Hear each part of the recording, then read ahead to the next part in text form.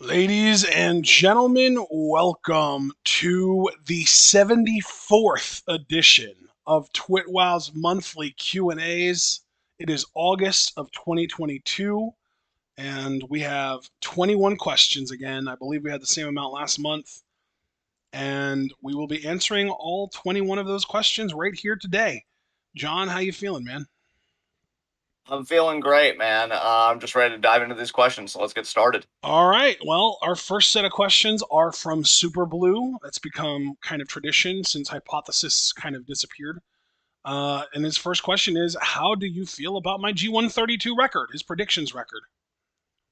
Didn't you say he did tell me again what his record was? 49 out of 84, so he was 58.3% correct. I mean, hell, better than me, I think. So fucking great job, Super Blue. Yeah, let me see what I did. I know I was worse. I was at 53.6%, so I got 45, he got 49. So he got four more right than I did. All right, cool. Since all the questions came from Discord, I'm even looking at them now. Yep. Question two. How does it feel to know Yo greater than Show has been confirmed? Team Yoshi are the never six-man champs again. There's Yo, there's Show, and yet I'm bringing the no to just everything about that. I mean, honestly, So I've lost my passion for arguing in favor of Show because his current packaging fucking sucks. it does, but Let me put it this see, I way: don't. babyface Show greater than any version of Yo imaginable. Yeah, I feel like the parent right now that just wants to say to his kids that they're both awful. So I guess that's what I'll do right now. But the Yeah, thing is, I don't like to put that stuff on the performer because we know what Show can do really well, and it's better than anything that Yo can do yeah. really well to me. So yeah, Super Blue, you're wrong, and yeah. So question three, this is just for you, so I'll let you read this one, partner. What are your predictions for the NFL and college football season? Well, for the NFL, I'm gonna say, let's see. God, I really should have thought about this ahead of time. As far as what I want to happen, I really want the Chargers to finally get their fucking nut, basically. Um, I really want for Herbert to take another step, and I want that whole team to win a ring because I really, really like Brandon Staley, their head coach, and I really like Justin Herbert, their quarterback. And there's a lot about that defense that I like and the style of defense that Staley runs and everything like that. So I'm just really rooting for them. I'm also really rooting for the Dolphins to have a really good year because I really liked Tua as a prospect. Like I actually had him ranked above Joe Burrow, which some people agreed with at the time, but would find ridiculous by now. So I'm really hoping that the addition of Tyreek Hill and some of the other stuff that they added in the offseason will get Tyreek or get Tua over the top. Plus, I love their head coach now, Mike McDaniel. He's fucking awesome. I love his personality. I love his style. I love his philosophies, all that stuff. The Lions I'm rooting for really hard as well because of Dan Campbell and because of the stuff that they did over the offseason. So those are like the probably the three biggest teams that I'm rooting for actively. As far as who I actually think is going to win the Super Bowl, everyone and their mom is betting on the Bills to win the Super Bowl and for Josh Allen to win MVP. If that happens, I might need to step away from watching the NFL for a while. I will be sick to my stomach. That will be disgusting. I will hate everything about that. But as far as what I want to happen, that is realistic, that I could actually expect to happen, that's like possible. It would be really cool to see the Eagles make it to the Super Bowl, just because I know that they were like pretty damn good last year, and they added AJ Brown and a few other pieces, so they've like taken quite the step forward this year. The Cardinals are another team that I'd love to see in the Super Bowl with Cliff Kingsbury and Kyler, and now, of course, now they already have DeAndre Hopkins. He's going to miss a few weeks to start the season, but they added Marquise Brown, and they have AJ Green came back, I believe. So they're just a really, really impressive team that I think might start slow, but then absolutely light the league on fire when DeAndre Hopkins comes back. Of course, you have the Chiefs, who I do think are going to be really good this year. Still, like I don't think that they've regressed enough to like miss the playoffs or anything like that. I know Craig in our Discord that actually has the Chiefs missing the playoffs, which blows my mind. But I think Mahomes is still Mahomes, and I think that their weapons were like maybe a slight downgrade because Tyreek just has that game breaking speed that changes the way the defenses have to play you. But MVS is fast as hell. I love Juju and I love Sky Moore. So I really like the pieces that they added, even if the piece that they lost was like a one of one, unique, unreplaceable, irreplaceable, I guess the word would be, kind of thing. The Broncos, I would fucking love for Russell Wilson to prove that it was him that was responsible for Seattle's success and not any other bullshit that they try and talk about. Like, oh, it was because of the running game and Marshawn Lynch, or oh, it was because of the Legion of Boom and all that shit. Like, no, it was Russ. Russ was like at least like 40 something percent of responsibility for why they made it to the Super Bowl and why they won as many games as they did while he was there. So him in Denver now with what I believe to be the best offensive supporting cast he's ever had in the NFL. I'm really, really rooting hard for them to make it to and win the Super Bowl. And I think I'm going to stop. Oh, you know what? The Ravens, too. I'm really excited about the Ravens this year because they were so injured last year. It was horrible. They lost more value and more like win like probability to injuries last year than any other team. And their schedule, I believe, is easier this year than it was last year. So they're going to be healthier and they're going to have an easier schedule to work with. And of course, every time the Ravens succeed, it makes me happy because it makes Abel happy. And I love seeing Abel happy. So that's going to be it for NFL.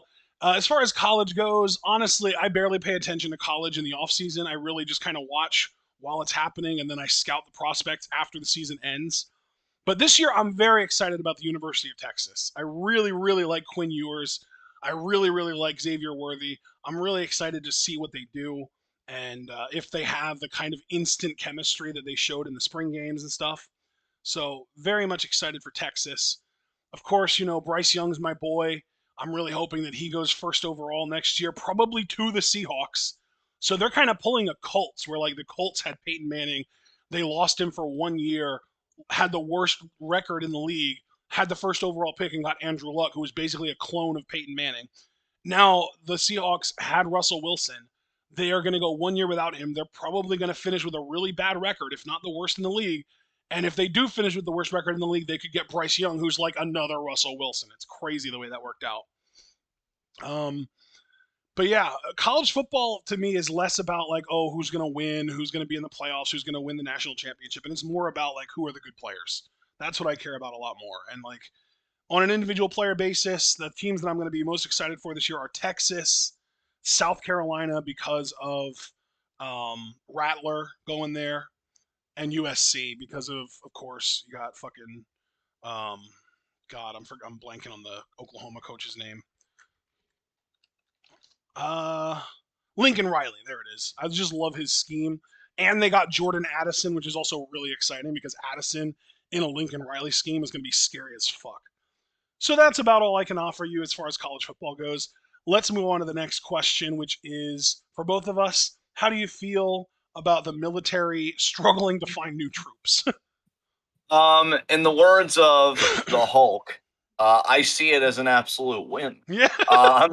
I'm very happy about them being behind it because from what I understand, dude, Super Blue is right to say the military is an all-encompassing thing because I think every branch of the military is behind on their recruiting goals. Good. And I'm like, oh, that's so sad for you. I'm sorry you're not going to be able to terrorize other nations or give people PTSD or maim other people. As Like, effectively as you want it to be. exactly, because like it's funny because you know that part of my work in philosophy, even though I'm kind of stepping away from it just because I feel like so much work is being done that I don't really know where I fit in the scheme, is that I've talked about disability with my colleagues on a social level because a lot of us, I do believe that disability is socially created. I don't know a bigger social creator of disability than warfare. Like with how much it maims people mentally, physically, institutionally, you know, so maybe institutions that were accessible to some people that were already disabled before warfare, maybe they can't access them now. Like on every level, if we look at disability first and foremost as a social condition, which I happen to do personally, there's no bigger creator of it than warfare. So to know that their numbers are dwindling, like you see that it's all interconnected because it's the same reason why you've got so many pundits writing these alarmist think pieces like, why is nobody having families? And like, you know, the human population's declining. There are low birth rates of cause of. Well, think about what you were doing with those populations to begin with. You are bureaucratizing them. You are militarizing them. Like, I don't see that as a good reason. Bring people into the world, especially when we're experiencing rapid environmental degradation, which another primary cause of that beyond corporations is the fucking military. What are you going to do? Eco-friendly drone strikes? Like, get the fuck out of here. So no, to see that the military's suffering, there's still a huge apparatus, but to see that they're not able to sustain that apparatus with fresh bodies, good. I hope this is actually the beginning of a new trend, and I hope they're freaking the fuck out. I hope this is only the start of less and less recruiting and getting lower and lower and further from the target. Fuck the military. I'm anti-war. I'm anti-imperialist, and that includes proxy wars like what we're doing with Russia right now, with Russia and Ukraine, and just arming Ukraine and doing that. Like, I'm I'm very cynical about the prospect of ethical interventions. You see where Afghanistan is now that we withdrew, and our takeover of it wasn't even that great to begin with. Some improvement, sure, particularly with the women. I won't deny that, and it's gotten a lot worse for the women since we left. But I don't know. Maybe if we empowered actual like native sources to that land, maybe things wouldn't be so bad. Maybe if we didn't train and start the causal train of making ISIS a thing in the first place, none of that would have happened. All right, let's remember, folks, fucking CIA trained Osama bin Laden, and I think they helped Saddam Hussein at one point. So, like, maybe we need to stop meddling and shit. And I'm glad that they're not going to be fresh bodies to do that, again, in Ashton's words, as effectively as they could have. Fuck the military. That's all I've got. Yeah, fuck the military. The only thing that concerns me is I really hope that it doesn't get to the point that they start trying to do a draft again. That is always a concern. And honestly, I'll fucking say, with everything I've said on this podcast, I might as well say some truly controversial things that are for the side of good. I support draft dodgers. If they institute a draft again and anybody listening to this is like, man, I'm thinking about dodging it, you got my fucking blessing. Fuck serving another person's war in a country on a map that you probably couldn't point out. Not a judgment. I couldn't either. Shooting a person in the face that never did a wrong to you. That's exactly what Muhammad Ali's energy was. I'm in a country where you call me the N word and you disrespect me, and now you expect me to suit up, go to Nam, and shoot a guy that's never dehumanized me like you guys have? And then they called him like, oh, he's a traitor to his country. What traitor? You never welcomed him in the first place. So, like, fuck fighting another person's war that doesn't give a shit if you live or die. I don't give a shit. Anyway, next question. How do you feel about Raw and SmackDown possibly move to a streaming service after the TV deals are up? Because apparently this is something that they have been considering. God, that would be fucking incredible. Oh my god, that would be so amazing. Honestly, I don't know what the conversation even needs to be. They're already making a fuck ton of money from NBC Universal for USA Network. Why can't they just go on fucking Peacock, like on the live channels? That Peacock literally has live channels. Why can't they just have a live WWE channel that airs Raw on Mondays at 8 o'clock? Bro, I'm actually amazed that that hasn't happened I already. know, Because, like, right? I Like, agree with you fuck completely. cable. Dude, cable. Now, here's the thing. I'm starting to see increasingly the concerns about streaming with everything with Dude, HBO Max, the Cartoon Network, and everything else, but yes, yes, it's getting so fucking bad. it is, and I don't want to take us too far afield. I only say that because I know like no platform is perfect, but we try and be pragmatic in Q&A. I mean, obviously, I'll let myself get carried away. I'll fully cop to that, but being pragmatic, cable is like more or less antiquated. It's like borderline antiquated. I think you give it Dude, another the 10 irony years. is we're starting to move in a direction where it's almost flipping on its head, where it's almost a better value to just get cable and then fill in what gaps you might have with streaming services rather than doing what I'm doing, which is relying entirely on streaming services. Dude, I pay like almost $100 a month in streaming services. It's bad. That's insane. I That's know. insane. Yeah, like, well, I have, and I will admit, I do intentionally pay up. Like, I will intentionally pay for non-ad versions, and like if there's a version that doesn't offer 4K, I will go up to the 4K version because I have a 4K TV and I didn't spend $500 on the 4K TV to just not watch shit in 4K. So I'm okay with spending a little extra to watch shit in 4K. But like $21 for Disney Plus and Hulu, that whole package, $21 for Netflix alone, like those two packages alone, that's over $40 right there, plus HBO Max, plus Peacock, plus Amazon Prime Video, which I don't even pay for. That's my mom has her Amazon Prime account linked to it, but that still costs money. And then I forget what else there is, but I've got other stuff too. Oh, Curiosity Stream is another one that I use, but that's cheap as hell. Plus, like I've been thinking about maybe doing a Paramount Plus subscription to check it out and stuff like that. Like it is brutal. It's unbelievable how we've gone from oh, everything's available on cable, but only when they decide that you can see it, to, oh, now Netflix exists and we have almost everything we want on there, to, oh shit, Netflix is losing a fuck ton of content because of all these other streaming services, to now there are like fucking 100 streaming services and they all cost money. And it's like, we're paying more for the same amount of content. The only difference is that it's on demand now as opposed to just being able to turn the TV and watch it 15, 20 years ago. You know what I mean? Yeah, yeah, it's been wild how things have changed, and there's obviously a lot of upside. But to get back to the initial question, Yeah, I like, yeah, apologize. I'm amazed that WWE hasn't already like just live streamed their programming. Yep. Um, I'm sure they'll get there though, because you got to figure with WWE, they always want to diversify their revenue streams. And if they could get like a live streaming deal, even if it's just with Peacock, since all the other content's already on there, I don't know if they'd want to cross promote and cross platform. Like we have our events on Peacock, but our live streaming on Netflix. I don't know. Personally, I would want to keep it all in one place, personally, but that's just me. I don't know what they're going to do, but I could definitely see it happening, Super Blue. In fact, I'd be shocked if it doesn't happen. I'll even be conservative and say the next 5 years that we don't hear something about WWE live streaming Raw and SmackDown. Because yeah, it's something that I really feel like they're going to capitalize on. So that's all I got for that. Do you want to move on to I think it would be Mark's question next? Dude, how great would it be if they were like, okay, we're going to sell the streaming rights to Raw to Peacock and the streaming rights to SmackDown to Disney Plus because Fox and Disney. Yeah, and I could 100% see that, dude. Like I said, I definitely feel like WWE is a company that would want to diversify their revenue streams. So if you've got both Raw, you said Raw and Peacock, Raw on Peacock, SmackDown on D and Plus. then you could compare the numbers. And then honestly, SmackDown on Disney Plus, who knows? That may actually become like a fucking A tier program for them based on how many people on Disney Plus are like clicking, and then the crossover between Disney fans and wrestling fans, Yup. which I'm low key fascinated by seeing that. Yeah. But yeah, Yeah. I mean, we'll see. We'll see.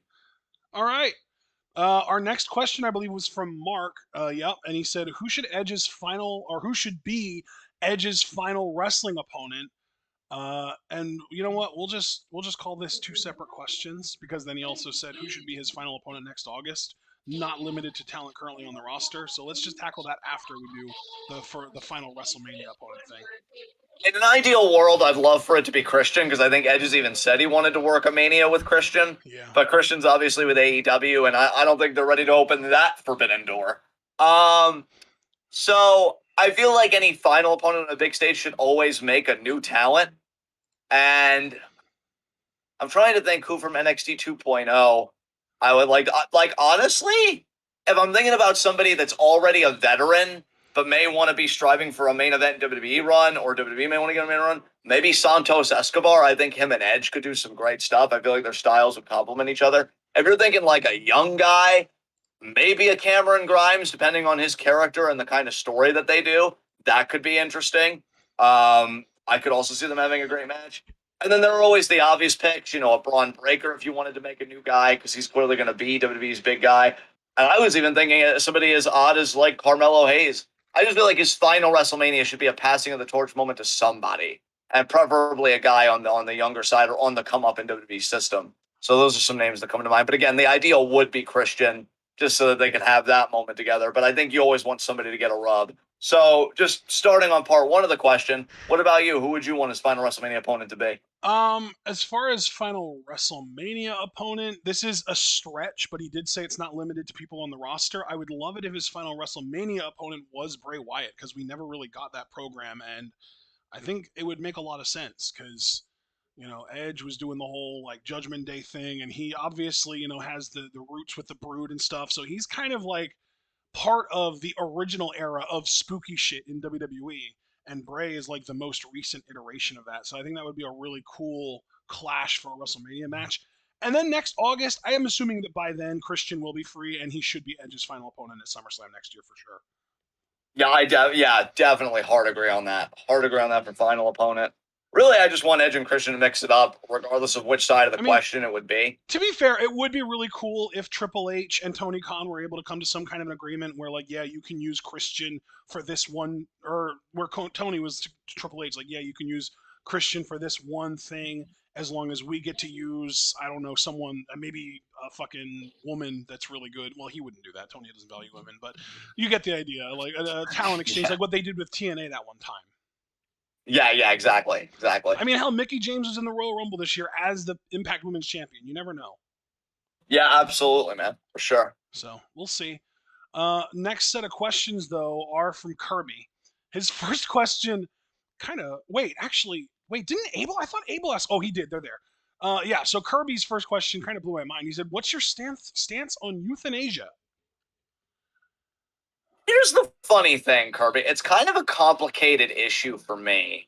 Because when I was younger, I was all for it, because I do believe self determination should come in many forms, including the right to die if you feel like you're faced with something. But, and this is where the more complex part comes in, I feel like this whole right to die has a chance to very quickly go into eugenicist territory and be incredibly ableist and weaponized against disabled bodies. Because, how can I put this? So, like, there are disabilities, say, for example, like Down syndrome, which we know that there's like prenatal screening for Down syndrome. And if the woman finds that, like, oh, the baby has Down syndrome, they could choose to terminate, which has always been kind of a weird issue for me. Because obviously, again, I believe in biological autonomy and stuff. So ultimately, I do come down on the side of, well, if she wants to abort the fetus, that's fine. Um, but I do wonder, though, if we lived in a less ableist society that promoted accessibility and inclusion in that way and wasn't so othering to other bodies in terms of economic opportunity, socialization, and by which I mean actually being able to participate socially in your city or wherever you are and stuff like that. If people wouldn't be so afraid of disability in that way, like I feel like being disabled is kind of like, I don't want to say a scarlet letter because that's more associated with like women and sexuality and stuff like that. But it is a stigma. I guess I'll just use that word. That's a good enough word. There is a stigma around disability that I think makes euthanasia and stuff like that attractive for, human beings like that. It's like, oh, they're suffering, but are they? Or don't they just have the resources to navigate these spaces or to have the quality of life that they could have? Is it more of a social issue, or is it purely localized to the body and biological? Now, in some cases, it absolutely is. Like a stage 4 terminal cancer patient, say, if the cancer's that metastasized and everything, it's not a matter of social issues and accessibility and stuff like that. Could still be a healthcare issue, but that's a bit separate. And they may just think like, I'm in a lot of pain, I don't want to live anymore. But it could just be that somebody has a disability that's left them so depressed because so much of life is inaccessible to them that doesn't have to be. And then they're like, oh yeah, I choose, quote unquote, to end my life. Well, it doesn't really feel like a free choice to me. So I feel like there are a lot of social determinants there that kind of color in my view of euthanasia. That I'm not against it, and I hope I made that clear. Like I'm not vehemently against it. Again, I do believe in a quote unquote right to die. I just always think that it should be informed consent. And I think you can't really have that when there's so much social inequity and stuff like that dealing with disabilities, where this right to die is disproportionately wielded for. So that's just kind of my thoughts on euthanasia, just more complexly. Yeah. Do you have anything you want to add? I don't really know how I could add anything. I just feel like whatever allows each individual person the most agency over their own life is the way that we should go. That's really all I was gonna say. But you obviously said much more and were much more eloquent with your words than I would have been. Hey man, it's just an issue I think about a lot, and I do agree fundamentally with what you're saying. That's the problem. Like I do want people to have agency. It's just agency in and of itself is such a complex issue. You know what I mean? Right. Because it's baked into so many interpersonal dynamics and Well, yeah, and institutional that's kind of dynamics. the thing too. Is right. Like I don't think that we should be just enabling people to commit suicide because they hate their life. I think that Exactly. we should be offering like okay counseling and services and trying to help make their life what they would deem livable before we're just like oh okay screw you you're dead now bye. Yeah, exactly. Yeah, you and I are basically, I think, in complete agreement about this. I just think, like, yeah, if there is an alternative, a viable alternative, whether it's accessibility, like disability in that way, or accessibility in the sense of like I need mental health care, every day feels agonizing. I don't want to feel like this anymore. Yeah. Then yeah, those are ethical interventions to me because that life shouldn't be wasted. I'm not even talking in a pragmatic capitalist or imperialist sense, but like life can be beautiful. And that's always been kind of my idea is that, life is beautiful and we should make it as beautiful as possible for as many people as we can. So yeah, you and I are definitely on the same point there. Yeah, Kirby, morality is a bitch, definitely. All right, next question from Kirby. I'll read this one off. I'm a huge Dolphins fan. I feel like this is going to be just for you again because there's no way I'm going to be able to do this. I'm a huge Dolphins fan. After their tampering fine of Tom Brady has been dealt with, do you see Tom Brady signing with the Dolphins and becoming part owner as offered by Stephen Ross next year? Also, Tom's wife is a huge fan too, so there's that too. So I guess this is about Tom Brady and the Dolphins. Do you think he's going to have a part ownership stake? You know what? I think if Tua is a disaster this year, like if Tua does not show like basically Russell Wilson levels of capability this year, that's a very possible outcome. Yes. All right, cool. Question question 3. With Papa Paul in charge of WWE now, do you think he'll be open to the idea of opening borders to work with promotions? Kirby, I Opening think he'd be borders a to fool what? not to be. Opening borders to other promotions to like work with other Oh, promotions. yeah. I was thinking about that too, and ah, he literally brought in Jushin Thunder fucking Liger for NXT. That was not a Vince call. That was a Triple H call. So it makes me wonder. Maybe he will. I hope he does, man. I think it'd be great for the business if he does. Yeah. Like, imagine, dude, if we had a genuine Nitro Monday Night Raw crossover show when like both were at their peak. That would have been one of the most amazing. Maybe I'm romanticizing it, but I feel like I think It it's would more have been honest to say insane. it would have had the potential. It Yeah. would have had the potential to be one of the most insane wrestling programs in the history of everything. Like Zoomers that are wrestling fans, we would still be talking about like, oh, do you know about this? This like fucking what became an urban legend of the night Nitro and Raw collaborated on a single program. It was nuts, and then they'll be like, no, and then we just show it to them and like, isn't that cool? And they'll be like, yeah, I want AEW and Raw to do that. Exactly, exactly. So yeah, I kind of hope they do it. I think it'd be fucking cool to really talk about. So we'll see. Guess you can read the next question, but I'll leave that one to you. All right. Our fourth question from Kirby. Do you think Johnny and Champa will get back together to form DIY again to beat the Usos at Mania for the tag titles? Listen, man, this is a very fucking specific question. Do I think it will happen? I don't know. Do I think it could happen? Absolutely. I think it's definitely in the realm of possibility. Just have to co-sign what he said. Since you're putting it as far out as Mania, which honestly, in the grand scheme of things, isn't too far out. Like it'll be here before you know it. But like, yeah, in that time, a lot of shit can happen. Storylines can fall through, new ones can be written, people can get injured, people come back. Like, yeah, it's on the table. It's definitely possible. Do I think it'll happen? I'm inclined to say no right now. But like wrestling low key kind of moves at light speed, so ask me again when we're closer to the Rumble, and then I'll probably have a greater idea if it's going to happen or not. But yeah, it's definitely on the table. Yeah, it's one of those things where like that gives us plenty of time for Gargano to get his bullshit with Austin Theory done and over with, and then have another feud, and maybe even have a feud with Champa that ends in them teaming up again. Yeah, exactly. There you go. So, fifth and final question from Kirby. He said he's being completely sincere when he asks, "Do we ever think that Unagi Sayaka will win a main singles championship in Stardom, or has her time passed her by?" I'm gonna be honest here, Kirby. I don't think she's ever going to win the Wonder or World titles. I think Wonder is much more likely than World, but even then, it's like 0.001% to 0.1%. And I think that the most likely title that she is going to win as far as singles goes is SWA.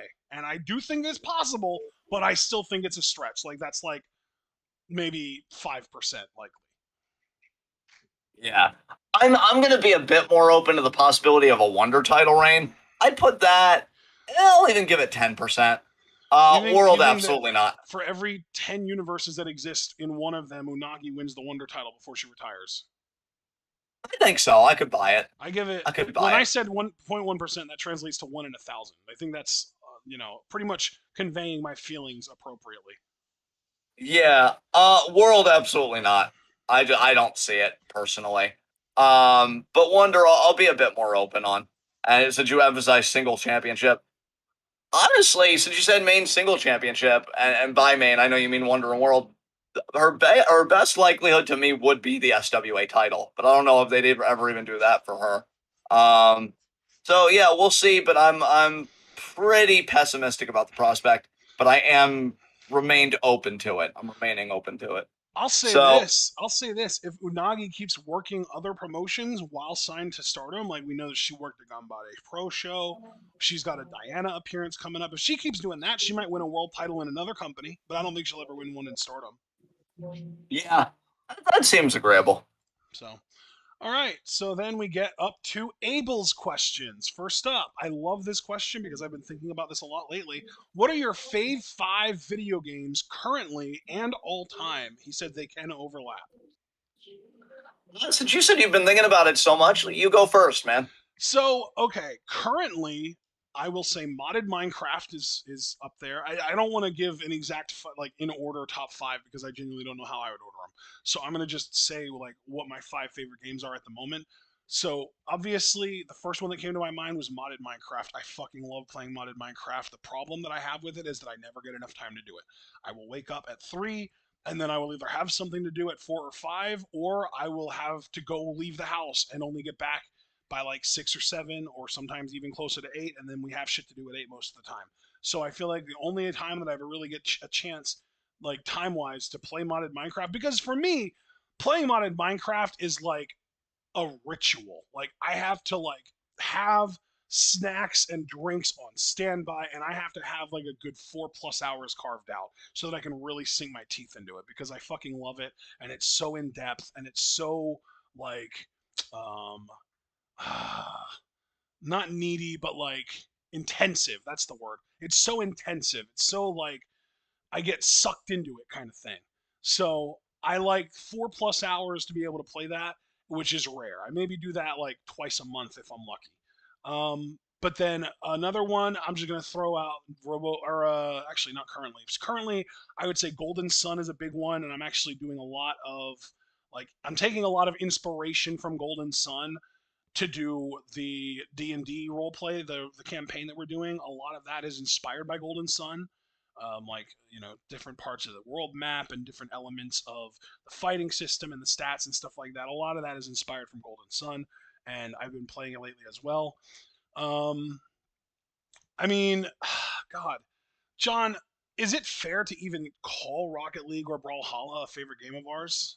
I would say Brawlhalla is of mine. Like, yeah, I enjoy because I don't know. I do like facing other people, even when it can be infuriating. Because when you Yeah, beat them, it's so intoxicating. so I will say Um, Brawlhalla, but not Rocket League. Rocket League at this point, like, it's so weird with Rocket League because the actual like handling of the car and just being able to hit the ball and be able to score and stuff is so fucking satisfying. And like when you do something good, it feels so good. It feels so cool. But it's infuriating at the same time. Like yeah, it's the highs are super high, but the lows are so fucking low. And the lows being as low as they are prevents it from being in my top 5. So Golden Sun, modded Minecraft, Brawlhalla, Super Smash Bros. Melee has been a game that I've actually been playing a lot recently, and Super Mario Sunshine. Those are the 5 games that I'm playing currently that are my top 5. So you go with current next, John. okay, I'll start with current. So I really don't game that much these days. I tell Ashton that all the time. So I think number one would be Fire Pro Wrestling because Nice, I love that and the modded community is fucking great. In fact, nice. Noah inspired me because I downloaded a Nakajima mod. I couldn't do the most current because it requires DLC and DLC costs a lot of money that I'm not willing to shell out for a game. And I also got Funaki from Noah on there, and they did a really great mod of Funaki on there. Um, so Fire Pro, I think, would be one. Brawlhalla, I think, would be two for current. I don't even know if I could get to five, honestly. It's pretty fucking wild. I guess current, which I guess it is what it means, right? Like, oh, games you're playing currently. But those are the only two games I'm playing currently. So, since Abel said they could overlap, I'll just do the remaining three for like all time games. What about In Among which case Us? I We would could say Among Us. Among Us is cool, and I guess Codenames because I do enjoy. In fact, I would honestly put Codenames above Among Us. I love how much more chill Codenames is, so I'll put Codenames above Among Us, but I will include Among Us because that could be really fun, especially when I'm in the mood to really like kill and do my best. And I really get to learn a lot about people and how intelligent they are and Machiavellian they are with their fucking scheming. What Is there about one more like game? WWE 2K16? I know you have that on your computer. I I haven't played that in a while. I mean, yeah, I would put that. I haven't played it in a minute, but what other What about games do I Talos play or have? Principle? You haven't played that in a while either. I haven't played that in a while either. Yeah, I've kind of jumped off on What that. about Let Dragon me Ball look at. Xenoverse? That's been a minute too. I've been so swamped. But yeah, you know what? Xenoverse I probably played the most recently. So I'll round that out. Actually no, not even Xenoverse, Fighter Z, the game that you got me. That I've played a little bit more recently, so I'll add Nice. that. All time though, god damn, my childhood was blessed when it came to games. Um, I think I'll put in Banjo Kazooie at 5. Nice. So I want to work backwards a little bit. Very nice. 5. Um, that was so fucking good. I love Banjo Kazooie so much. Uh, GoldenEye at 4. There you GoldenEye, go. even the soundtrack, Jesus Christ, so good.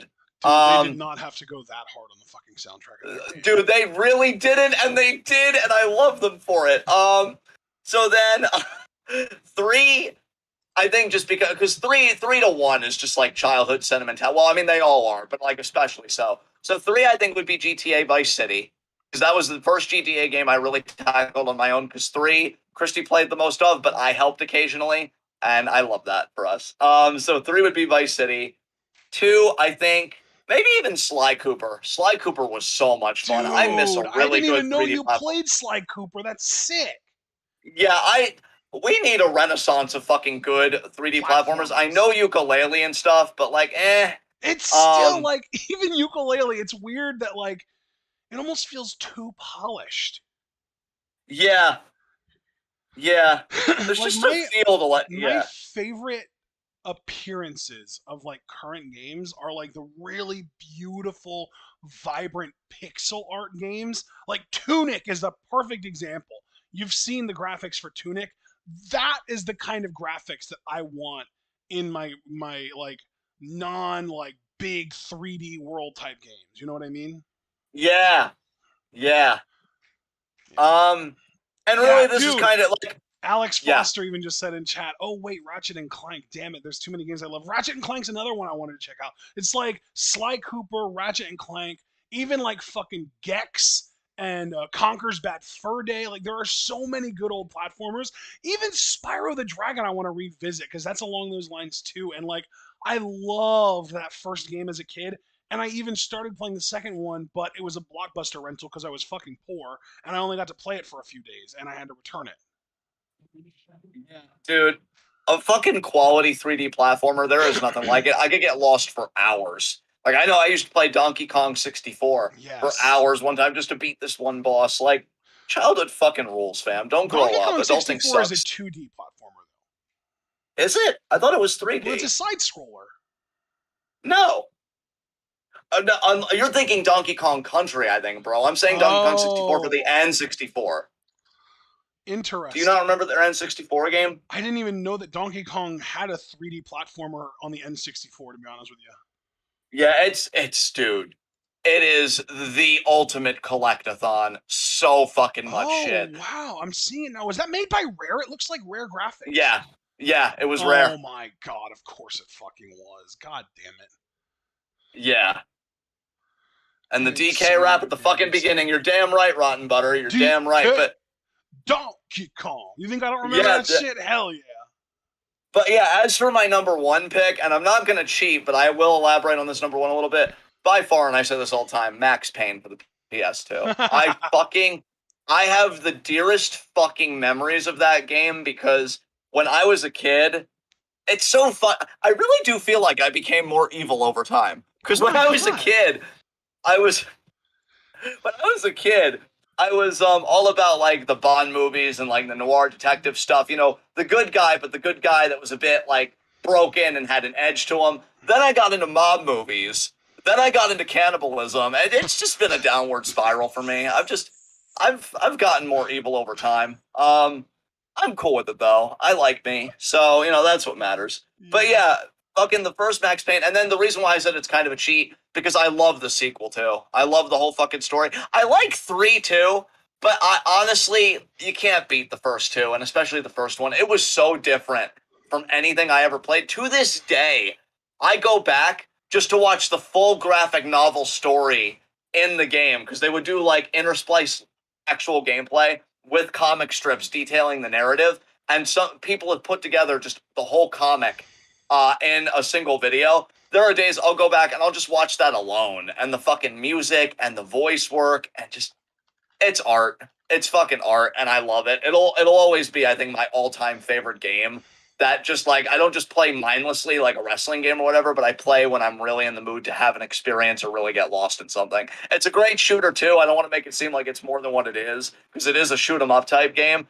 But there's an emotional punch to it that I really really fucking appreciate. I have such fond memories of that game. That is one thing I'll say about my grandmother. For any of her faults, I was only like 12 or 13 when I played that game. If we had like hyper conservative whatever parent, no fucking way I would have played that game till years later, if ever.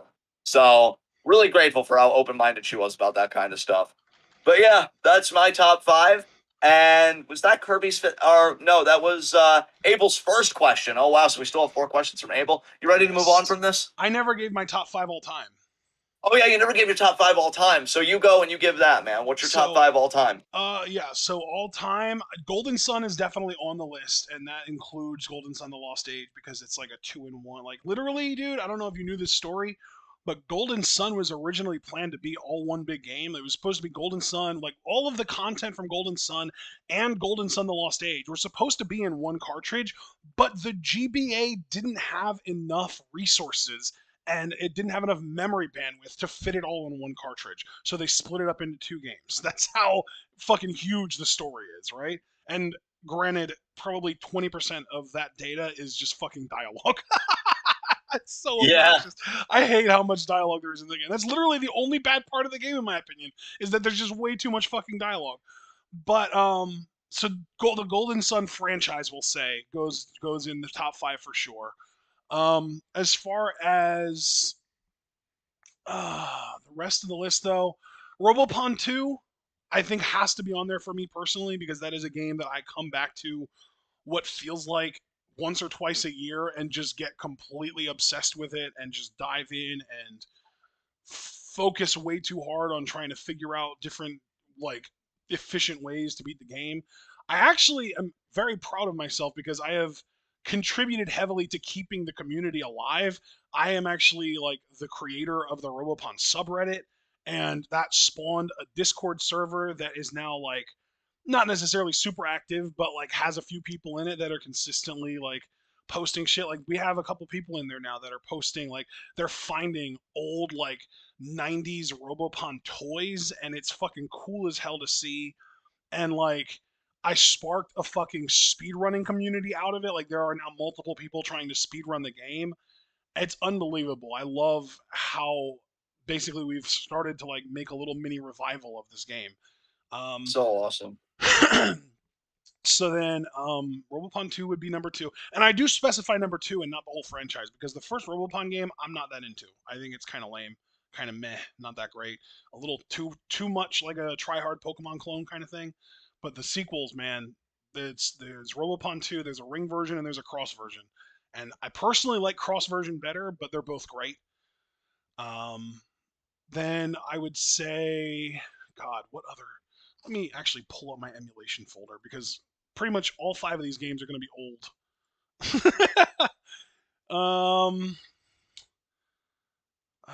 Let's see. You know what? I will throw another whole franchise in there, and that's the Fire Emblem franchise. I haven't played it in a while, but I had a whole era when I was a kid, when I was a teenager, I should say, like probably like 13 to 20 probably honestly. It was lasted a long time where I was very into Fire Emblem and the Fire Emblem games.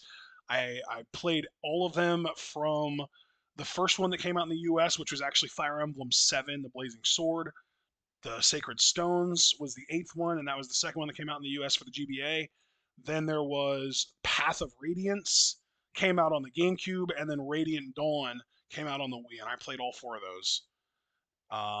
And I actually did play the first one that came out on the DS. I don't remember the name of it, but I didn't finish it because you were forced to kill a character at that one point in that game. And like my whole thing with those games was I always tried to get through an entire campaign without letting any characters die, and they fucking forced you to kill one. And I'm like, no, fuck that. I don't have to play this game. Right. That fucked my shit up, man. So yeah, those 3 are good ones. Um, You know what? I'm gonna say the first 3 Digimon World games as like a bundle, kind of, because the first one was like 3D Tamagotchi with Digimon. Like you raised a Digimon, you had to make sure that it was fed, that you got it to a bathroom whenever it had to poop. You could train it up and get its stats up. It could digivolve. It could fight other Digimon.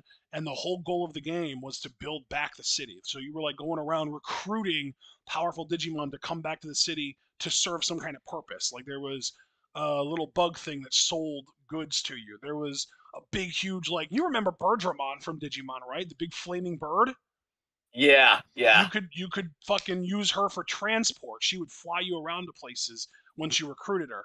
There was like a Vegimon's, like, I think the original, it was Palmon at first, and then it was Vegemon or Red Vegemon or something like that. But they sold you meat to help feed your Digimon. It was really cool. The second one is my favorite of the trilogy. The second one is a dungeon crawler where you basically work for a sort of Digimon. I don't want to say it's like a tamer team. They're like teams. There's 3 teams. There's Blue Hawk, Gold Falcon, and Black something or other as well. And they're all really cool. And they represent each of the Digimon like alignments. Like there's Virus, Data, and Vaccine, I think is the other one. And you got to choose which one you were going to be a part of, and then you could buy recruiting items from the like store in that hideout, in that like headquarters, and so you could recruit other Digimon of that alignment when you go into dungeons. And you go into dungeons and you have this thing called the Digi Beetle, which is like a fucking, I don't want to call it a tank, but it's kind of a tank, where you used that to ride through these Digimon dungeons. And you could run into a wild Digimon, and you could potentially recruit them if you had items to use to recruit them. Or they could, you could just beat them and gain experience and stuff, and grow your own Digimon stronger. Plus, not only were you able to grow your own Digimon stronger by just leveling them up, but you could also DNA Digivolve, where you would combine 2 Digimon into one. And then there was also an amazing, like, upgrade element, like an upgrade feature in the game where you could upgrade your Digibeetle, where like if you had like the most basic engine, you could upgrade it to increase its capacity. And then eventually, once you get to a certain point in the game, you can literally buy like a whole new higher level version of the battery or the engine or something like that. It's really cool. I love the second one. And then the third one is a very like true to the show Digimon role playing game where you start out, you fall into the digital world, you select your partner, then you go out into the wild and you can battle Digimon, and there's this whole like storyline and quest and stuff that you get to do. So the second one's my favorite, but the first one and the third one are both great as well. That'll be my other one. And then so far, John, help me out here. What have I named as my as my all time? So there's the first 3 Digimon games, the Golden Sun franchise, Robopon 2. Is that it so far? That is it so far, I think. Oh God. Okay. Oh, Fire Emblem, Fire Emblem franchise too. I Fire forgot about Emblem. Fire Yeah. Emblem. And Yeah, then Fire for Emblem. my 5th one, I'm actually gonna specifically say Pokemon Snap, because the original Pokemon Snap was probably my favorite game of all time. Yeah. Yeah, Pokemon Snap was pretty dope. I don't blame Just you for that one. yeah, like dude, I love that game, and like that's I also have really fond memories of that game because that is the first video game that I ever remember playing with my mom. Like I would actually get her to like take the controller and take the pictures for herself, basically for me, and like it was really cool to kind of have that shared experience, and that was really fun. Nice. Nice. All right. Abel's next question. Yes. It is, what are your fave 5 TV shows currently and all time? They can overlap. I'll go first. Well, no, wait, I went first for the last one, so you can go first for your current on this one. Very number one, easy. Easy. Wow, okay. Fucking love that show. Nice. The Boys, I think, would be 2. Yeah.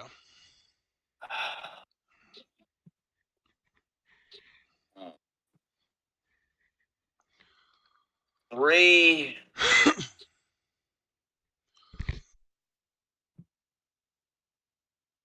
It's honestly where it gets a bit harder You because got we Barry watch a and the lot Boys of so far. yes, because we watch a lot of media. You and me just alone, and then there's the I'm media gonna I watch with my throw a family. name out there that I think you would have on your top five. Sure. Invincible. Yeah, I'll put that at 4. I think. Umbrella Academy. Academy, I think honestly would be 3. Okay. And then maybe Stranger Things at 5 because this latest season was really fucking good. Yeah. But I know that you're a much bigger fan of Stranger Things than I am. Honestly, if I was still watching it, because I know new stuff has come out, Better Call Saul is amazing, but we haven't watched it in a minute. So I feel a bit weird counting that towards current. She Hulk may very well make my top 5 when it's over because I'm loving it so far. It's a great time. Um, number 5. Number 5. Stardom was a TV show because I'd say that easily. Or if Lucha Underground was still in syndication, that'd be another easy one too. Yeah, no kidding. Uh fuck. I guess Rick and Morty. I mean, we're getting ready to do a rewatch Yeah, I because the was new gonna say I season didn't drops know in if you'd want before. to include Rick and Morty or Solar Opposites or South Park or anything along those lines. Rick and Morty, I think I'll include because that last season left a strong impression on me. Rick and Morty's kind of in its bag right now. Um, all time, I'd say number 1, Avatar: The Last Airbender.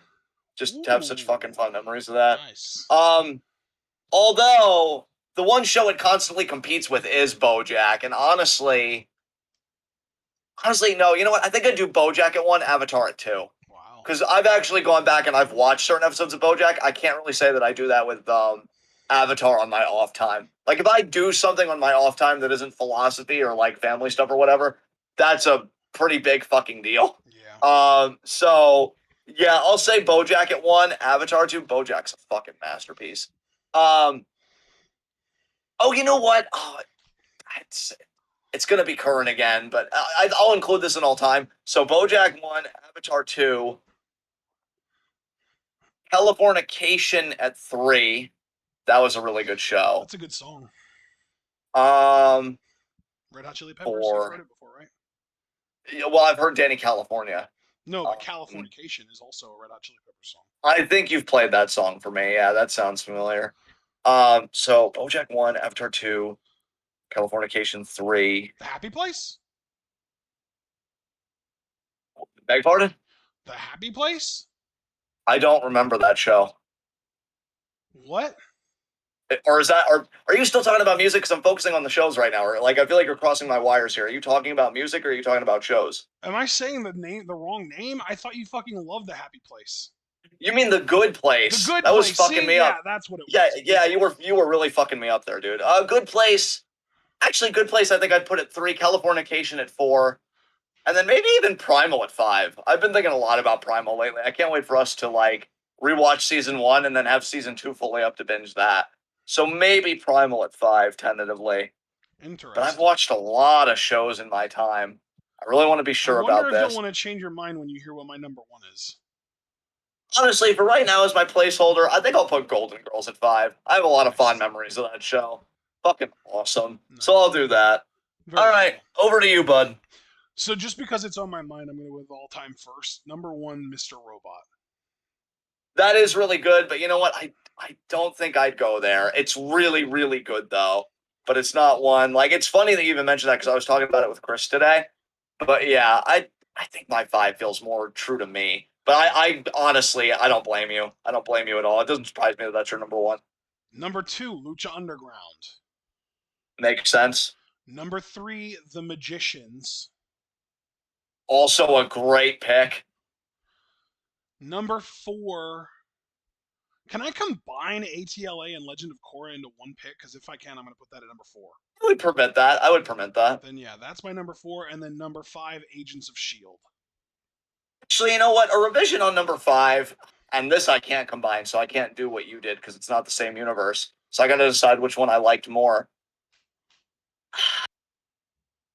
Okay, so I said BoJack at 1, Avatar 2. You know what?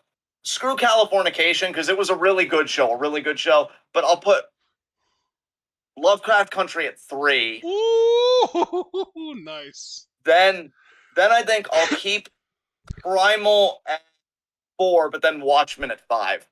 Because Nice. Lovecraft Country and Watchmen were both fucking dope. Yeah. So like, yeah, I had to enclose those. But yeah, continue.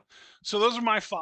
I'm gonna just go over it one more time. Mr. Robot, Lucha Underground, um, The Magicians, ATLA Legend of Korra, both in one spot at number 4, and then Agents of Shield at 5. That's my 5. Nice. Currently, though, if we're going by current, I think Stranger Things might be my number 1 because like I look forward to that so much, and like I feel like I'm missing it when we don't have it. Low key though, I think South Park is number 2 for me at this point. I think South That's Park. awesome. I just get so fucking angry when they just don't put out content forever. Um, and the show's so good, and I really do agree with you. What you said about Rick and Morty is how I feel about South Park right now. I really feel like they are in the zone right now for sure. Yeah. Um, Number 3, I am gonna say, oh, the boys. I'm gonna say the boys at number 3. Yeah. Then I'm gonna say Umbrella Academy at 4, and Invincible at 5. Nice. Yeah, that's awesome.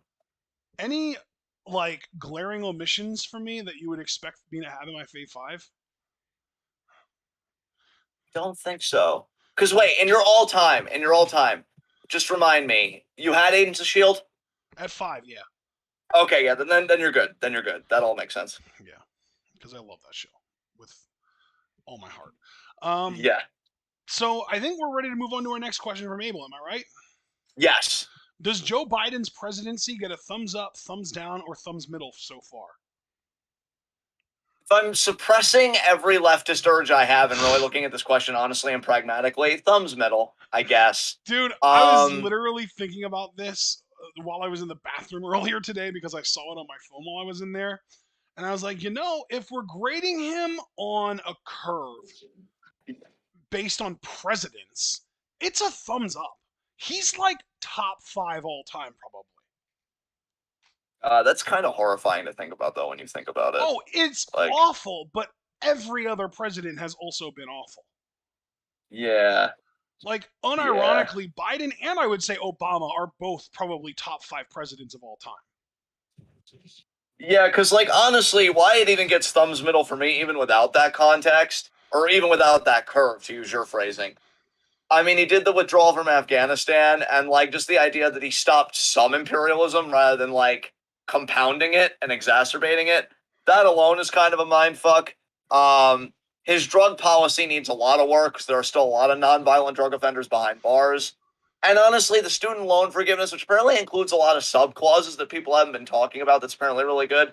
I'll give him a pass on that, but he should have just canceled the whole fucking thing. Well, but So, like, that's he's my thing, taken right? steps. Is like Yeah, no president's ever done anything like that before. So he's already doing a huge step in the right direction that's unprecedented. Plus, like you mentioned, the withdrawing from the Afghanistan thing, and like I think that we're still in the grading period because like he's still got 2 more years yet, basically.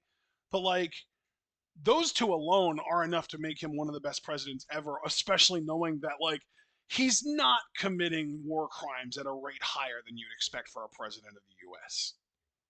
yeah, yeah, it's so sad that we even have to put it in these terms, which is why I can't emphasize enough, Yeah. guys. This is me suppressing the Oh, leftist in dude, me, yeah. Well, like that's with what I was everything I saying have. earlier. Was when I was thinking about it in the bathroom. It's like if we grade him on a curve and we base it on being a president of the United States, he's top 5 all time. It's a thumbs up for sure. If we grade him on what we should expect a U.S. president to do, it's a hard thumbs down. Yeah, definitely, Like definitely. he made so many promises that he hasn't delivered on.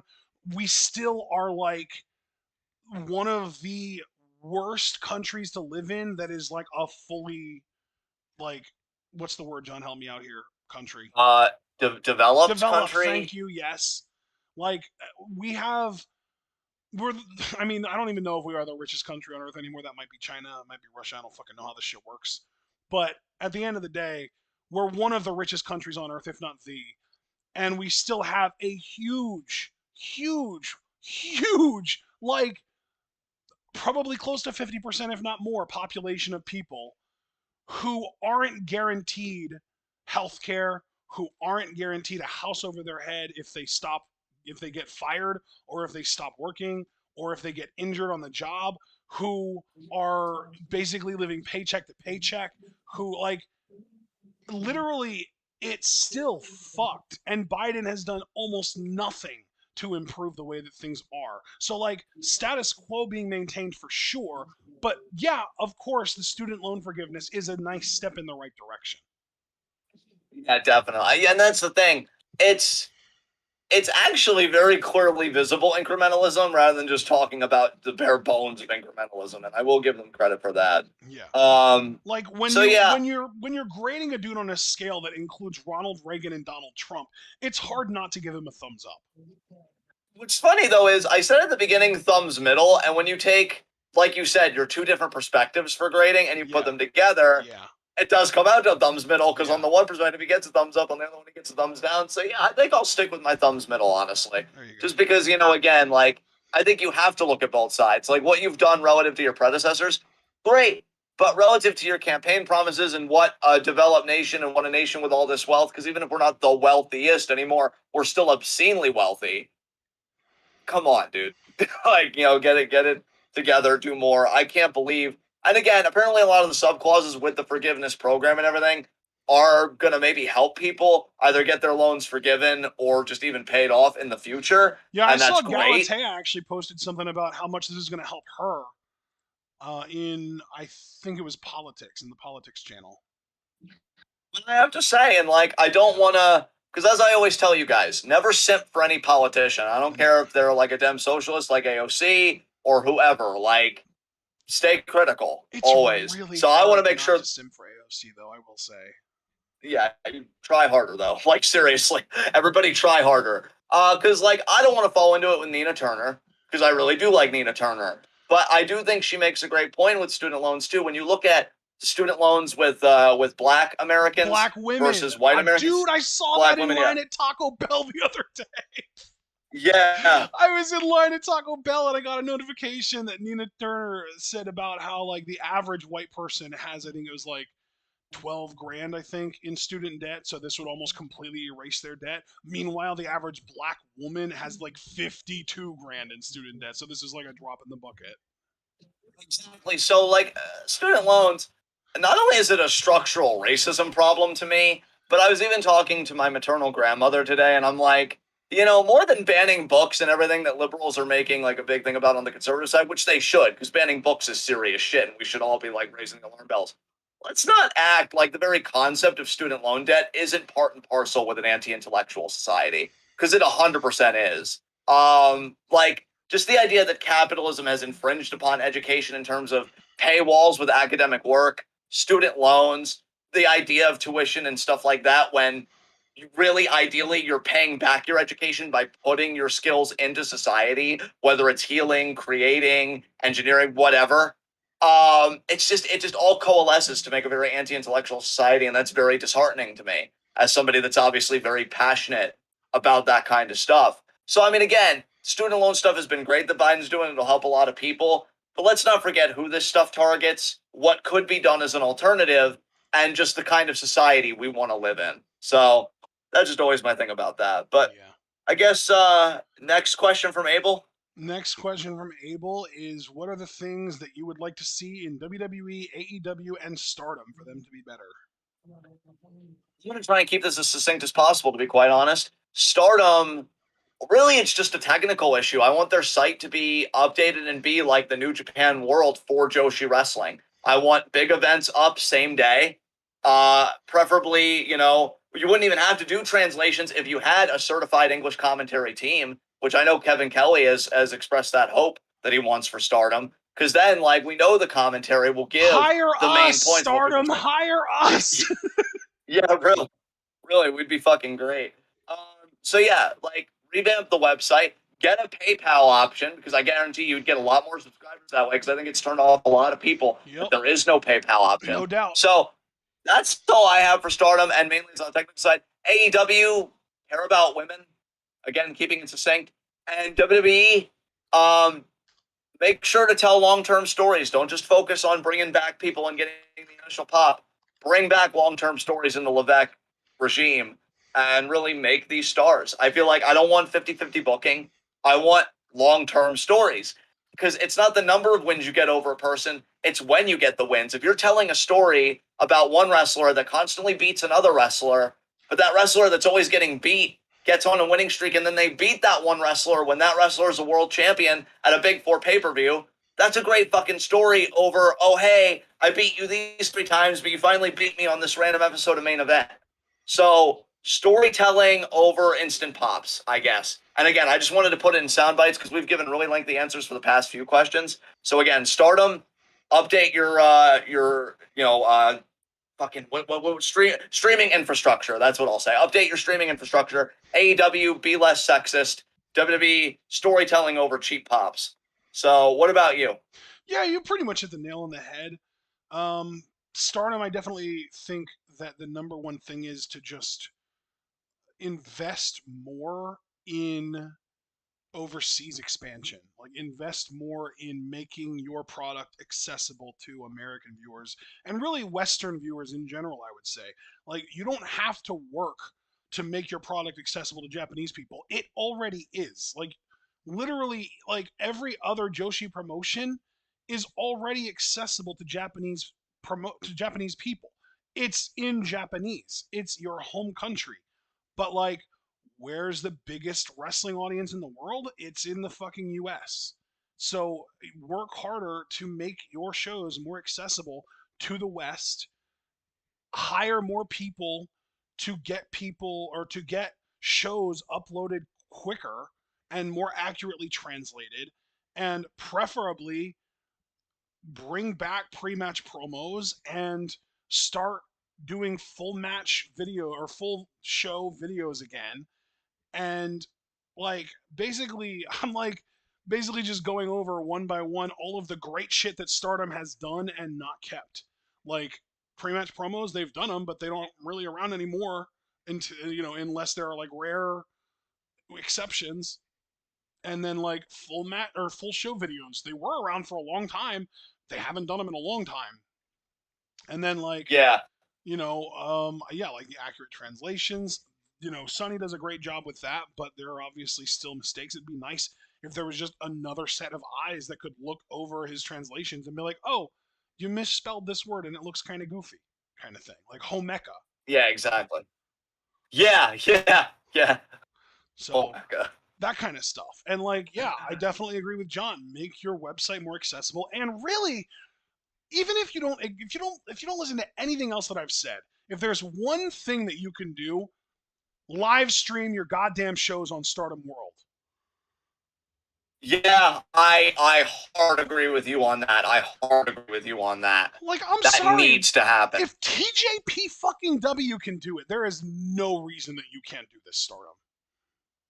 Absolutely. Hell, we Absolutely. can't even say that it's a structural thing because New Japan is owned by the same company that owns Stardom now. And New Japan World live streams every single show live. Why can't Stardom World? Especially because they are doing good enough numbers now to justify such maneuvers to me. Yes.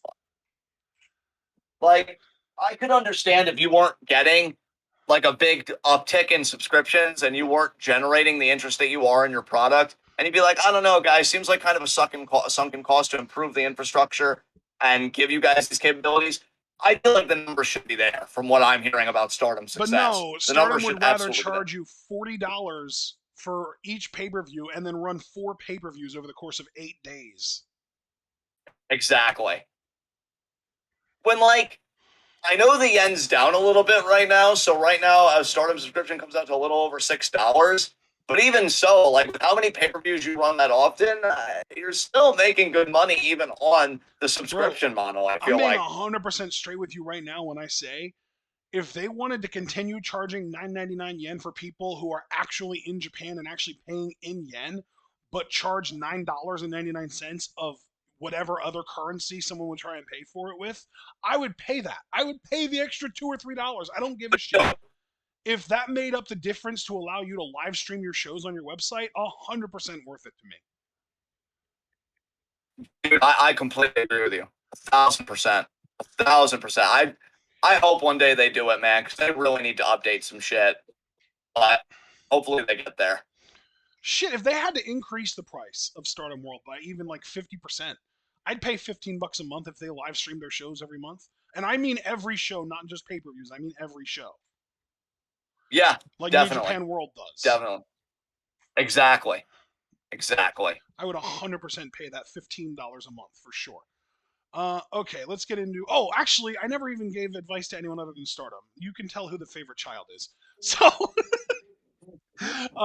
my advice to AEW, pretty much just doubling down on what John said. You need an advocate backstage that will fight for the women to get time and to get mic time and to get ring time and to get featured on fucking television. I felt that. Holy shit. You were supposed to. I'm glad you did.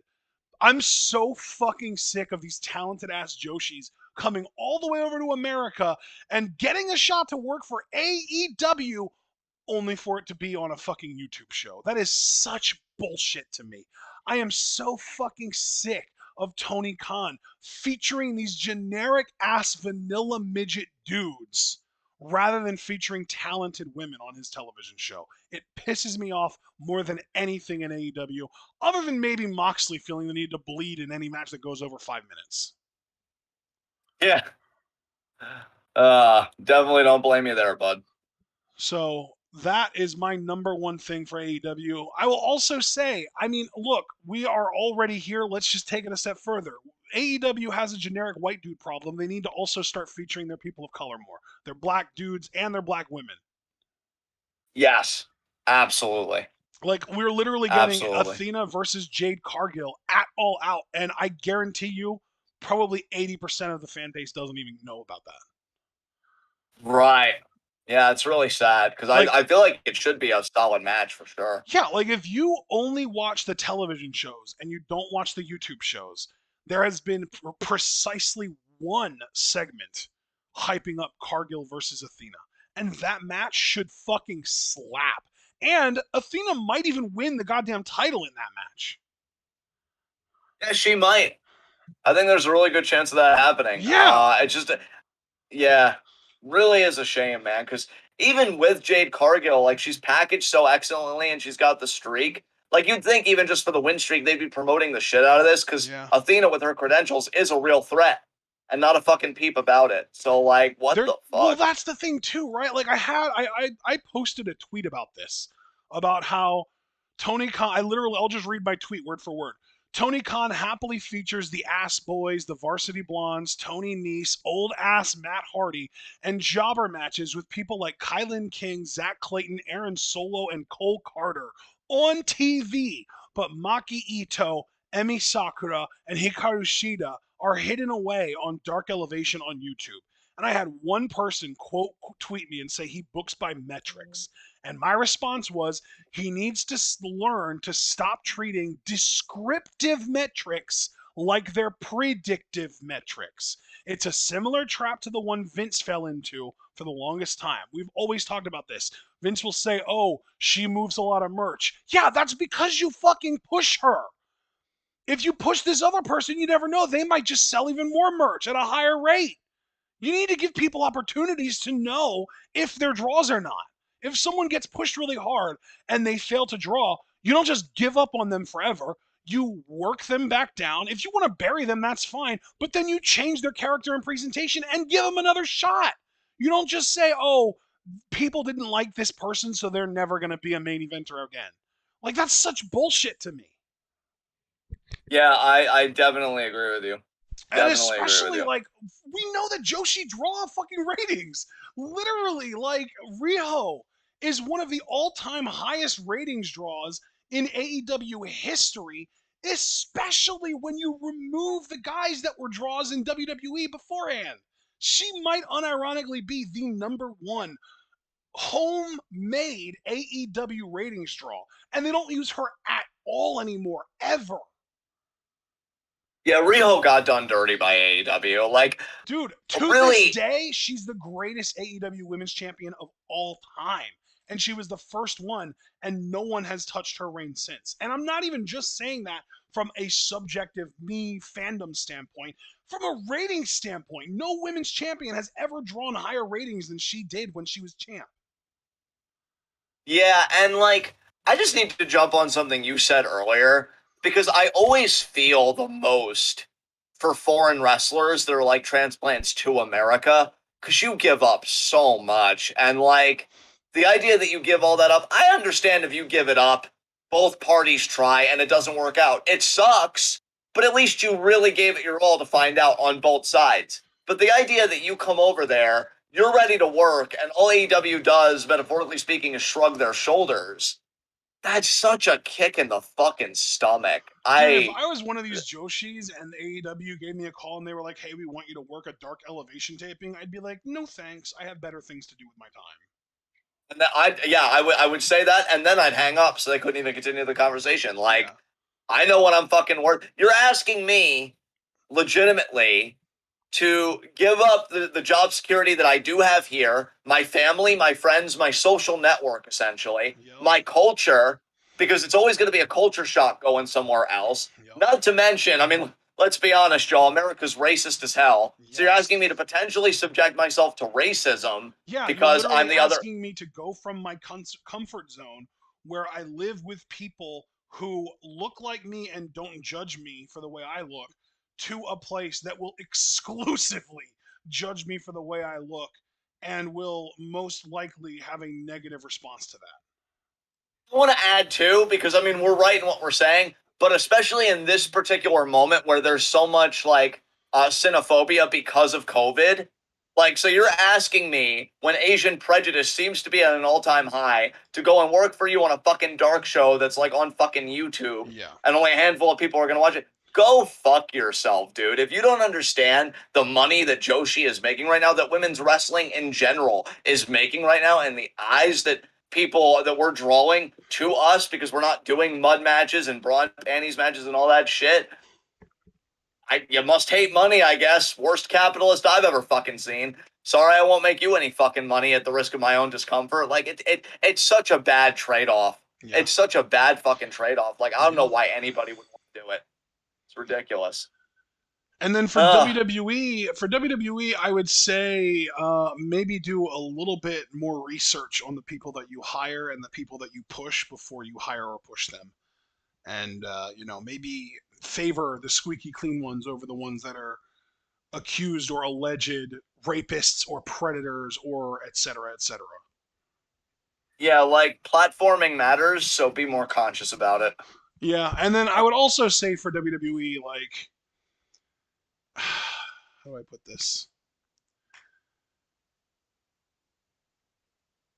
Um, let's just say that they need to do a better job of allowing wrestlers to actually be themselves because it's been a consistent problem for decades now in WWE that they overscript everything. And like, I know that there have been a few more instances lately of what people are convinced were unscripted promos, and maybe that is true. But this is all still under the Stephanie McMahon umbrella, and Stephanie McMahon is one of the biggest like script, just stick to the script and like read your lines kind of philosophies in WWE as far as I understand. Like, you remember there was this whole controversy where Dusty Rhodes went off script and like did like the hand of the face thing to Stephanie McMahon, and that literally led to him getting let go completely from the role that he had on TV. Yeah. Like, Stephanie is an absolute stickler for sticking to the script and being on your lines. So, like, I think there's going to definitely be a little bit of a clash between her and Triple H philosophically on that, because it seems like Triple H is much more like bullet points, go out there and get these points across to further the story and just say what your character would say from the heart. And Stephanie's like, no, we need to give them exact lines. So, like, if Stephanie's willing to be more hands off and let Triple H kind of handle that side of things, I think that it's going to be great. And it seems like there are hints that that is the direction they're going lately. So that's a very positive thing for sure. I'll also say, like, just to Triple H personally, learn from the mistakes you made when you were booking NXT, please. Don't just make the same mistakes all over again. Nobody wants to see 25-minute goofy ass, fucking scripted looking dance scene wrestling matches between guys like Gargano and Adam Cole. Nobody. Yeah. Understand the medium you're working in and what people do want to see for sure. I think that All covers it for right. me, though. Let's move on to our next question from Abel, which is, what are the things that make you the happiest in life? Philosophy immediately just comes to my mind. I mean, it's what I'm just so passionate about with everything in me. Obviously, my family, my friends, which includes you guys, and I think that when we say happiest, it's a pretty exclusive list for me. Yeah. So yeah, I always said I always have this joke like my life could boil down to three things: family, friends, and the three F's. I would say family, friends, and philosophia, which is philosophy in Italian, but it's spelled with an F. So Nice. that's always been my three F's in life that make me the happiest. So Yeah. I'll leave it to that. What about you, friend? Puts a Well, smile on that face. as somebody who has ADHD almost guaranteed, I am in a constant state of seeking dopamine. And I think the thing that I've discovered gives it to me the most is watching other people react positively to things I love. Yeah, I think that's also a big reason why I wanted us to get into the live reaction game in general, because I've always loved watching other people react to wrestling segments that I loved. And it's like, I, whether it's wrestling matches or segments or TV shows or movies or even songs, people experiencing things for the first time that I already know I love, and me getting to see them experience it for the first time and they love it, that is the number one thing for me, right? Like, ever. That's like my number one favorite thing ever to experience personally. fuck yeah, man. I love that. So, next question, next set of questions, actually, our final set of questions are from Alex Foster. First up, what are concerns that you have about Triple H taking over? I feel like you kind of answered that in a roundabout way when you were talking about Triple H. Yeah. Because your concerns would just I be mean, what you hope they don't do. he already rehired Road Dogg, so that's a boo-hoo bad Oh decision God, already. did he? Yeah. Why? He Ew. put Road Dogg in the role that Pritchard was in, I believe, which is like executive vice president of live events, I want to say. Or no, it was Jeff Jarrett. It was the position Jeff Jarrett was in, executive vice president of live events. So yeah, he brought him back for that. Yeah, Foster. Oh, wait a minute. I need to stop here. Foster, you're beautiful and your questions are wonderful. I looked over these a good bit before we went live, and he even said before that, "Oh, do we have enough questions, or should I not even bother?" Don't act like your existence is a burden, sir. It is a gift to us. I love your presence. Even if we already had 20 questions, fucking contribute your questions anyway. I love when you main event. Yeah, So, I was gonna just say, wanted to, Foster, yeah, if you are in a mental state to ask questions, we want you to ask them. Because I know there have been a couple absolutely. times that you've been a little out of it, you've been trying to kind of work on your own thing, and that is perfectly fine because each individual person needs to look out for themselves first and foremost, mentally, emotionally, etc. But if you are able to ask questions, we encourage you to please ask questions. Absolutely. We love you, Foster, and I'm so happy to be answering these questions. So, I guess for me, Ashton made some great points when talking about Triple H. Um, I guess the one thing about him, and it's funny, right? Because I think it would be more tolerant for people if they're on the same wavelength as him. But if we're trying to detach from that and be as objective as possible, don't let the new favoritism be like the old favoritism. Be as unbiased when you're looking at talent as you can. Don't just push the people that you like. If you see that somebody's getting over and you don't get it, don't let that be a them problem because that's exclusively a you problem. So essentially, I I guess to think make he's it even pretty more good about succinct, that. I think that's one of the best things that Triple H brings to the table that Vince doesn't. Where if Vince didn't get something, he depushed it or he buried it. If Triple H doesn't get something, but it's over anyway, he will continue to push it. that is true. I just want him to keep doing that because I don't know now that they're in a different medium and it is like the big fish and Raw and SmackDown, and Stephanie also has a hand in it. Right. So I don't know. I don't want that ego to rear itself. Yeah. I worry again. I do want to see long term stories, what they do with Cross and stuff like that, and if 50-50 booking will change. Because I guess my biggest concern is not just like with a president, I don't know how much will fundamentally change. You could already tell that one fundamental change, to give him credit, women definitely seem to be emphasized more than in the Vince era to me. They have more of a main event feel to me that feels really nice. We'll see if that translates well when they get to pay-per-views and stuff. But yeah, I think that's it. I think it's too early to tell any concerns that I would have that would be legitimate. But I already don't like the Road Dogg rehiring. I also don't like the Karrion Kross thing.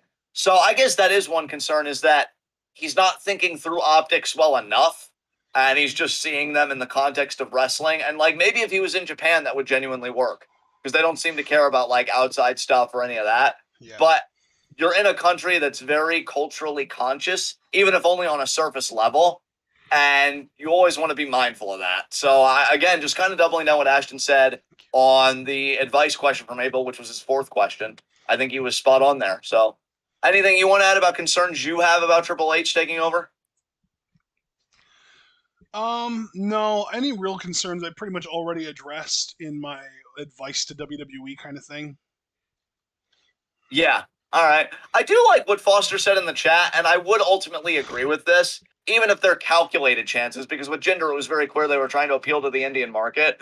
But yeah, Foster, I can understand that. Like, that's why I told you I loved when old school NXT, like you would have a Bo Dallas as NXT champion, and he turned out to be one of the best champions that title's ever had. And by the way, I would still say that, even when you think about the Garganos and Coles and stuff like that, who held the title. Because I think Bo was just so unique, and he wasn't an indie name. So yeah, take a chance on somebody. Even if it's somebody I don't like, I'll at least be like, well, never thought I'd see him in this spot, and now they're there. I wish them well, and let's hope they do well with it. So I can definitely see why you'd say that, man. Bro, I Next fall. just I just realized I fucked up. I actually just looked and Rotten Butter is here and he actually asked questions earlier today and I missed that. So let's just get to those right now and then we'll finish Foster's questions after. All right, pause on your questions, Foster. We have 4 of your questions left. So Rotten Butter's first question, I'm guessing, is the usual. It's Igpay Atenlay Isway Unfay. So I just get to tell him everything I did this month then? Yeah. Yeah, okay. So yeah. I chilled with my brother-in-law today. We watched videos from this creator named Mike Diva, who is really fucking surreal and trippy as shit and definitely has an Adult Swim type feel. Nice. If you guys have ever heard of Holiday Ice Cream, Holday, he did a commercial for them that's probably the creepiest commercial I've ever seen, at least recently. It's like this old woman and she's sitting in a chair and she has no idea what's happened or like anything like that. And this robot comes up and it's like ice cream and it like feeds her with the spoon. And she's like, oh, that's good. And she's starting to speak. And then the robot makes another like spoonful of ice cream and she eats it again. But like her expression is being more consumed by like concern and fear. And he's like, humans must eat ice cream. He's like, I don't want any more. Where's my husband? And then towards the end of the commercial, the robot's like, everything you know and love is gone. There's only ice cream. And it keeps trying to feed it, and then there's robots everywhere, and it ends with her doing like the whole no, no, no thing. And then yeah, it's just the logo, like Holiday's Ice Cream, which is a real fucking ice cream, apparently. I'm like, what the fuck kind of marketing is this? So yeah, Mike Diva, if you guys have never heard of him, YouTube him. He's done like music videos like Hey Panini, that Lil Nas song that we were talking about, Ashton, before we went live. He directed that music video for that song for Lil Nas. He's done like serious work with like Lil Nas, Doja Cat, and other artists. But he's also done some like really surreal and abstract stuff and just like kind of absurdist stuff that I really like. So yeah, I did that today. Well, I've been watching this Netflix show with the family in the dark, watching the US version of The Challenge on Paramount Plus. It's been okay. I think MTV's The Challenge is a bit superior for me personally. But obviously all the stuff we do together, we watched the first Thor movie. I think it was like 2 nights ago. We've been watching She-Hulk. So that's something we've been doing. Rocket League, Brawlhalla. I know you've been doing Multiverses. I still need to download it. I need to Oh, get I on that at played some point. Multiverses for like 5-10 minutes one time in a Discord call with everyone else while waiting for us to get into games, and I haven't touched it since. Okay. Um, let's see. What else have I been doing? I feel like I watched a movie with the family recently, but I couldn't remember what it was. I've been doing Mike Judge's Beavis and Butthead, the Paramount Plus iteration, which has been really good. I've really enjoyed it. Um, and trying to think what else. I've been watching some like old Benoit matches in my spare time, because they still kind of hit me. So I've been doing that the last couple days here and there. Haven't gotten much reading in, which I miss, or writing, which I'm really missing, but I'm hoping to get that in soon. Been helping my friend with her thesis. That's pretty cool. We're almost at our first rough draft, everybody. Please send me hugs so I don't have a nervous breakdown because it's been over a year and I can't believe I helped get her this far. So that's been great. Um, yeah, as far as new music, Polo G released a new song, "Diary of a Soldier." It fucking goes hard. I don't want to hear no Piano G critics. Fuck you. You get a fucking mic and you spit some goddamn lyrics. Jeez. So no, I really like him, dude. I think he gets way too much hate. It's like, come on, like, so he likes the piano, and I know he does like piano music for a lot of his songs, but it's good though. Like, if you don't like what's that, melodic rap? If you don't like melodic rap, Polo G may not be for you. I like it. It's good shit. Get over yourself. Um, so beyond that, I'm trying to think if there's any new music I've heard. I've did catch up with Ali and AJ a little bit. They've done some interesting Oh, stuff. nice. They've done some remixes. They did a remix of Chemicals React that I actually like, but I still think I prefer the Nice. original Disney Channel one. Right. Just because I don't know, just gives me the feels. Yeah, Alien Ant nostalgia's a hell of Farm a is a band drug, I've kind of. brother. Yeah, I know. Alien Ant Farm's kind of like one of those rock Oh. groups along the lines of like Breaking Benjamin and stuff. I've gotten into I them. liked their One song I cover of Smooth Criminal. didn't know they did one. I'll have to check that out. You haven't heard? Wow, Um, you know about Alien Ant Farm, but not because of their Smooth Criminal cover. You might be one I'm of one, my friend. I'm selectively cultured, friend. You're Um, so fucking young, and I feel so fucking old now. It's okay. I'm really 30 going on 80. Um Yeah, I mean, so I am jealous of your diet too, though. that is yeah, we'll get there. We'll all get there. I think that's going to be it for me though. I'm sure there's more but I can't think of it right now. I have Foster, you'd appreciate this cuz I'm pretty sure I've seen you post about the show in the past. I've been watching for some random fucking reason when it's like, "Oh, thank you, Mark." Mark, you're so wonderful. Hugs back at you, friend. I might be getting a cat soon, Mark. We'll have to trade pics and shit. Because I know you're a cat lover too. So I'll have to share with you my cat. Maybe I'll even name it something math based. So thank you for the hugs. I really appreciate it. But I've been randomly watching, just a shout out to Foster because I think he's a fan of the show. Fucking Static Shock clips. And I'm like, I Nice. really, I really wish that show didn't get canceled. That was Dude, really it's good for so like, funny you bring up Static Shock because I literally, within the last probably 10 days, watched a video on YouTube about why there are so many black superheroes with electrical powers. yeah, yeah. Oh man. And it's basically because everyone's just copying each other. Everyone just wants to have a specific character, but they can't because of IP laws. So they just remake the character with a different name and a different look. And it's just the same character. And it's just, it's legally, they're able to legally use it without getting copyright law on their asses. Dude, I'm just gonna say this for the DC Cinematic Universe, the DCEU. Give us a fucking Static Shock movie. Like, I don't understand in this particular age, with all the issues with like racism and stuff like that, and why you can't have enough black heroes. And then everybody's like, why don't you make your own heroes? We did, and they barely get fucking platformed. Fuck you. Give us a fucking Static Shock movie. Like, I don't know. And I feel like there was like a Static Shock comic that went even harder in some ways than the show because Richie in the comic apparently was like gay. So they did that and they never wanted to show that on TV, obviously, because I think it was too soon for that. But yeah, like have him and fucking Gear in the movie. Maybe you have Richie struggling with his sexual identity, whatever. You have maybe Virgil if you want to touch on racism, whatever. You could do a great fucking movie. Or maybe you just want to do just a popcorn superhero movie. That's fine too. Ebon's a legit as fucking villain. Fucking manipulate shadows and shit. I literally saw a clip. Like maybe Foster will remember this. I saw a clip from the episode where I think he tried to convince, and this being Ebon, his brother Rubber Band Man to join him in the meta breed. And Static kind of exposes him because like Rubber Band Man was on the come up. He was really popular with the people. He was helping the police. Which, by the way, you could do better commentary on the police with a revamped Static Shock. I'd fucking love to see that shit. Um, by wearing a Rubber Band Man costume and like breaking laws and shit, so the police have soured on Rubber Band Man. And Static Shock breaks into the Metabreed hideout he like shows the Rubber Band Man costume that Ebon wore, and Ebon gets so angry at Static, he dives into him, sends him through one of those holes that he makes, and he actually drops him practically in the center of the fucking earth because he's gonna fall in a lava pit. Now, a Rubber Band Man saves him, but I'm like, if Ebon has that kind of power, I'm sorry, that's an S tier fucking villain to me. You're shrouded in darkness. Your one big weakness, obviously, is light, but you can transport people practically anywhere. Kill them on a whim like that. Like, make the fucking movie and make Ebon the main villain. Like, there's so much you can do, and you don't do it.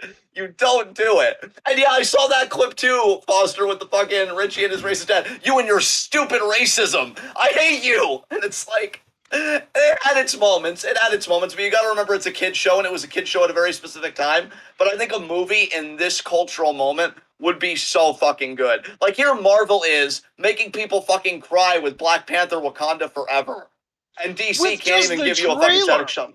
With just the trailer, and DC can't even give you a static shock movie. I am so sorry for ranting about this, but it just got me thinking. And there's like, why are you leaving so much on the table? So yeah, that was another thing I've been doing is just like static shock clips. Because it's random, but it's whatever. Yeah, dude. And now I Basically, think I am good. in the '70s, they came up with a stat era with Black Lightning was basically the first that we know of black superhero with electrical powers, and they were legitimately considering because DC wanted to make their first big like black superhero, and their original idea was called the Black Bomber, who was a fucking white supremacist who had like an inner Hulk, but it happens that when they got stressed out and hulked out, they turned into a black guy instead of a big green monster. What the fuck? Yes, but they went out and they hired a guy named Tony Isabella, who basically said that's a horrible idea and came up with Black Lightning. So Black Lightning existed, and he was like the first major black superhero in DC at least. And then all these other companies were like, we want Black Lightning, and they couldn't get Black Lightning because of copyright laws. So they were like, fine, fuck you, we'll make our own Black Lightning. And they made all these fucking spin-offs, and that led eventually to Static Shock being a thing as well. I would say that he was one of the most successful ones, if not the most successful. Hell, even if you wanted to do a weird static shock, like I wouldn't say a movie yet, you could build up to it in a movie universe. But if you wanted to do a show about like future static shock, because I remember that episode where he's a Justice League member, that's fucking cool. Like, come on, man, don't leave this much on the fucking anyway, you go. What have you been up to this month? I mean, flying higher than ever before. Power Rangers, man. I've been all about Yeah, Power Rangers for like 2 months now at this point. I've been watching it since the end of June, and I plowed through fucking Mighty Morphin and Zeo, and then I skipped a bunch of episodes in Turbo. And now I'm on In Space, and I'm more than halfway through the season, and it's fucking great. I'm loving In Space. Easily the best season so far. Absolutely blows the Mighty Morphin seasons out of the water. If you could trim Mighty Morphin season 1 down to like 35 episodes and cut out all the bullshit, that might give it a run for its money.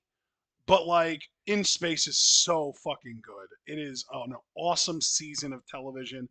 And because I know that In Space is something that people have always talked about being a really good show that I've never watched before, it makes me that much more excited for the other seasons that people hype up, like Time Force and RPM and SPD. I'm very excited to get to some of the other seasons now that I've never seen before because, like, right now I'm on In Space. Next one is Lost Galaxy. Then I get to Lightspeed Rescue. Then I get to Time Force. Then I start on the ones that I've already seen again, which is Wild Force, Ninja Storm, and Dino Thunder. But then I get to SPD, which I've never seen before. And I'm excited about that. And then Mystic Force, I'm excited for because that just has theming and elements in it that I know that my mom's going to love. And she has been kind of watching along with me too. So that's going to be fun. Then I'm going to give Operation Overdrive a chance, but I don't know if I'm going to like it or not. And that's going to be a show that I'm going to have a really itchy trigger finger on to just skip because I've heard that it has literally no bearing on any other shows at all that have happened in Power Rangers so far. And it's basically in its own separate universe and it's basically non canon. Then we get to my current favorite season, which was Jungle Fury. Then RPM, which is another one that I'm looking forward to because I've seen the first few episodes of that, but I've never really fully committed to a full season watch through. And the episodes that I've seen were really good and a lot of fun. But I've heard it gets way better even. But then I don't know how I'm going to handle the shows that were after that because like after that is Samurai, and you already know about Jaden and all that shit. So we'll see, we'll see. And then like it's funny because like Samurai is that thing, and then there's Super Samurai, but then there's also Mega Force and Super Mega Force right after that. And there's literally this YouTube video that I saw the other day that was like, "What's the worst season of Power Rangers ever?" And he was like, well, Turbo was really bad, but it's not the worst. And Operation Overdrive had these flaws, but it's not the worst. Megaforce is the worst. And I'm like, shit. I was actually kind of looking forward to Megaforce, but now I don't know. So yeah, it's trying to watch every single season. But yeah, I am very happy with In Space. Just over halfway through the season. I think we're on like episode 25 or something like that. So it's a lot of fun.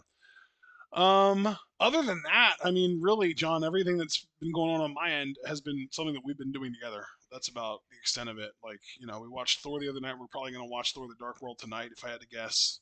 And we're trying to kind of ramp up to getting around to Thor Love and Thunder. It should be a lot of fun. She Hulk, obviously. Um, God, I don't remember what else we've done, man. Help me out here. Oh God, I'm just as useless as you in this case because I'm kind of blanking. Oh, Sandman. Um, Sandman was so fucking good. yes, that was great. That was great. Yeah. God, I loved that show. That was awesome. Just watched the first episode of House of the Dragon on Sunday. That was really cool too. Did we Um, finish Owl House this month? that might have been this month. Yeah. Yep. I think you're right. Owl House season 2, which was fantastic. Owl House is so wonderful. Yeah. Um, yeah. Ron Butter asked if we started an Amphibia yet. Not yet, but it's on the list, the infamous list, the stuff of legend. Yeah. It's a So we'll see when we huge get with it. fucking list. Like right now, our priorities are to catch up on all the Thor stuff so that we can watch Thor Love and Thunder. Then to watch a bunch of Rick and Morty to get ready for Rick and Morty season, what is it, 6, John? Yes, yes. Right? Let me actually, I will literally pull up the list because I have a physical list. It's a Google Doc. Oh, we want to watch all the Predator movies so that we can watch Prey. We want to watch Dragon Ball Super Superhero. We want to watch Ghostbusters Afterlife. And we're going to want to watch Rings of Power. Like, there's just so much. There's a lot. It's overwhelming. And by the time we get through all that shit, knowing us and how slow we get through some of this stuff, it'll be time to start rearing up for Black Panther Wakanda Forever in November. Plus, we've got Black Yes. Adam in October. Holy shit. Yeah, there's a lot happening. Yeah, there really is. So, um, that'll cover pretty much everything for me. Oh, there were three songs that I absolutely love that I wanted to share with the group. Coast by Haley Steinfeld and Anderson Paak. Make You Say by Zed, Maren Morris, and Bose. And then Pink Venom by Blackpink. Three songs that I've heard this month that I really enjoyed that are brand new ish, like within the last month or two, I would say, songs that might not even be on the radio yet that are fucking awesome. That you guys, if you're into like bops, like if you're into poppy, dancey, fun, upbeat music, you will love those three songs because I did. There you go. All right, Rotten Butter's next question. And I said, hey, what's going on? Yeah. I think this is a reference to the Four Non Blondes song. You know, what's Okay. going on? Yeah, I thought so. Yeah. Yeah, it's a really good song for what it's worth. Yeah. All right. Well, back to Foster's questions. We answered the first Yes. question. So, question 2 from Foster. If Roman Reigns called you into his locker room like he did with Sammy, what do you figured he want from you? Let me tell you something. He could ask me whatever he wants from me, and I'd give it to him. I ain't cross fucking Roman Reigns. Fuck that. But what do I figure he'd want from me? My charisma Bodyguard to services. beg pardon. Bodyguard services. Oh God, not with what I'm working with. He's not. Oh, you know I would what? think that he. But Rotten Butter's right. We did skip his second question. We went straight from 1 to 3. But we'll come back to that after we finish this Foster question. Okay, Jesus, we keep volleying back and forth. All right, but yeah, what I figured he'd want from me would just be maybe my charisma to try and convince Adam Pearce to not put him in some kind of fucking match or something. Maybe he felt like Paul failed of the Heyman variety, Yes. and he'd want me to give it a try. So I think he'd want me for my rhetorical flair. Okay, so now to Rotten Butter's second question. Why is it that the West only seems to view live action stuff as legitimate storytelling and see live action adaptations as the ultimate goal for any piece of media that isn't already that? Honestly, yeah, because I've been a part of the whole hashtag like New Deal for animation thing, and there is definitely a lot of bias against animation and other mediums of storytelling that aren't live action.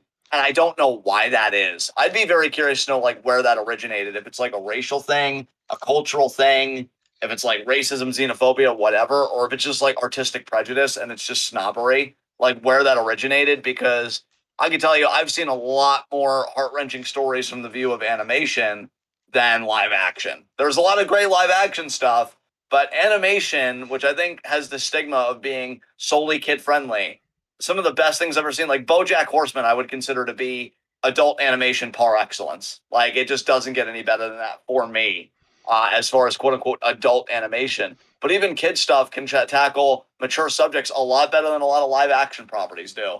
I think that's why I've been getting angry at Netflix for doing like the same basic animated shows where it's like, oh, fart jokes, oh, zany characters that burn the town down, and like, it's like, how can you go from like Avatar, BoJack, I think Undone is the other animated show that the BoJack team has done for Amazon, and all these other shows, and like still do this crap, like raise the fucking bar, don't try and lower it again after it's been raised. But yeah, I don't know where that bias comes from, man. But it's a very good question. Dude, I swear to you, I saw a video on this a long time ago, and it was very salient to me, talking about how people experience watching animated things versus watching real life things and like living things. And like, it's something to do with the way that our brains interpret it. Like, for animated characters, we tend to kind of empathize more with them as characters, whereas with live action characters we tend to see ourselves more in those characters, if I remember correctly. So it's like, I don't remember the exact explanation. There is a fucking YouTube video about this.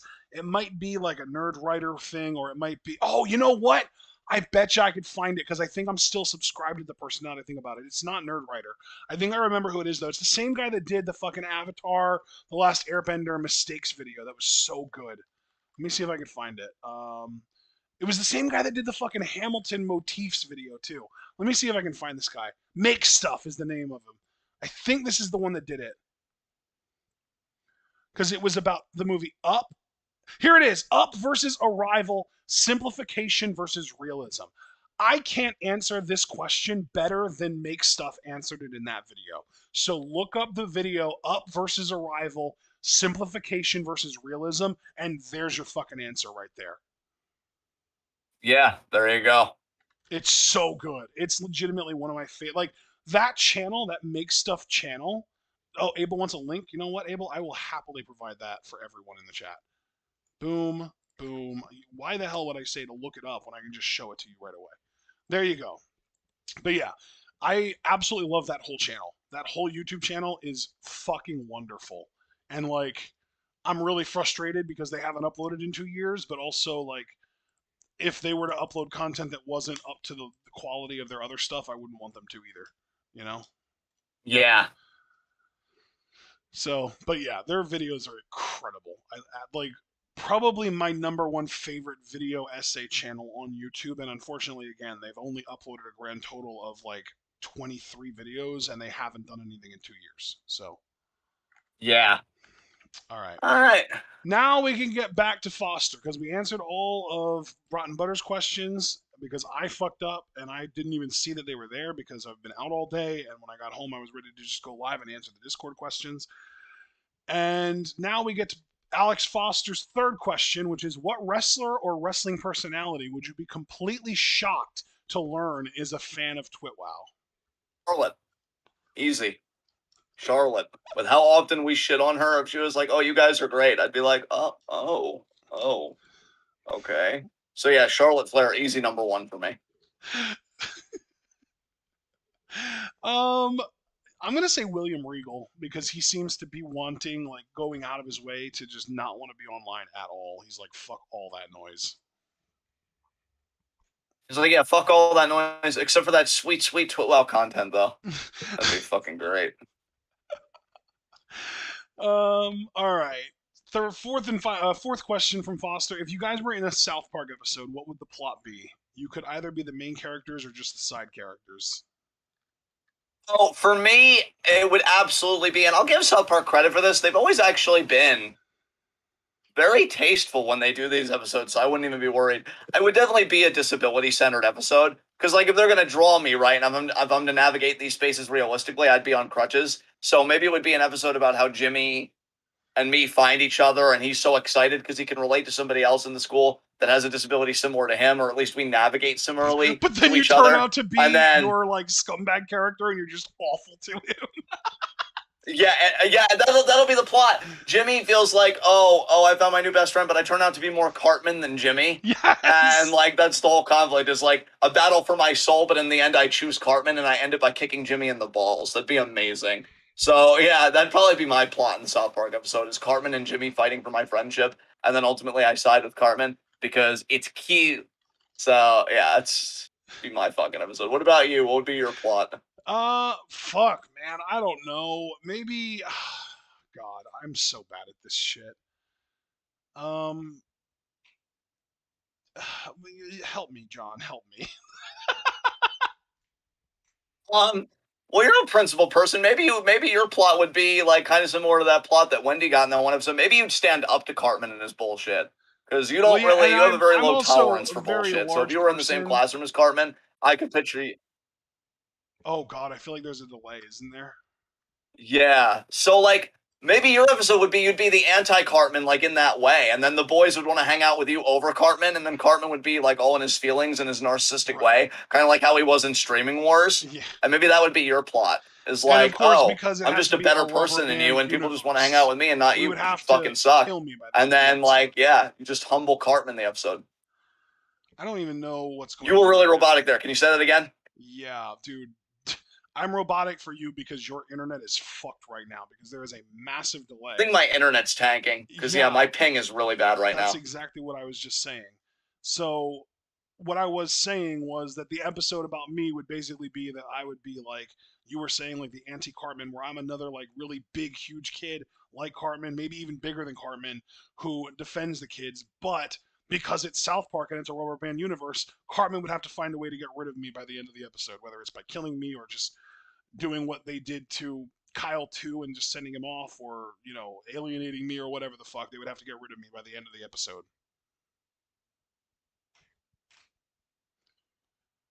Yeah, yeah, that makes sense. That makes sense. I really like that actually. Okay, now All right. this is really, really bad. I really hope that your internet recovers in time for us to do stuff tonight. But our fifth and final question, and the final question of this Q&A, which, as it turned out, actually ended up having 24 questions, not just 21. What is a lie slash myth you believed for the longest time? Capitalism.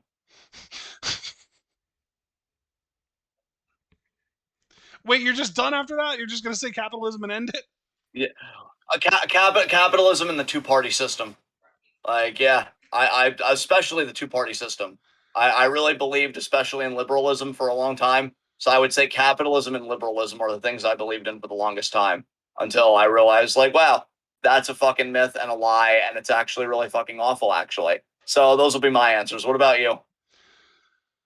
Yeah, you know what? I honestly legitimately think that my best answer for this is the entire concept of racial blindness being a good thing.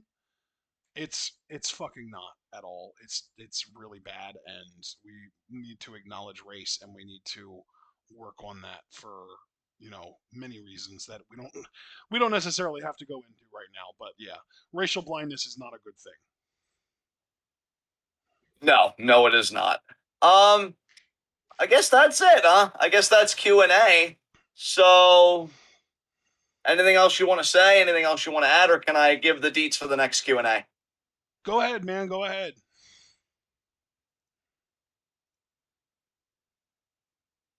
All right, guys. Thank you so much for the birthday special Q&A because it is Ashton's birthday today. That's why we're going to give you a mulligan on the mixed up questions. It was your birthday. You were having a good time. It's your right.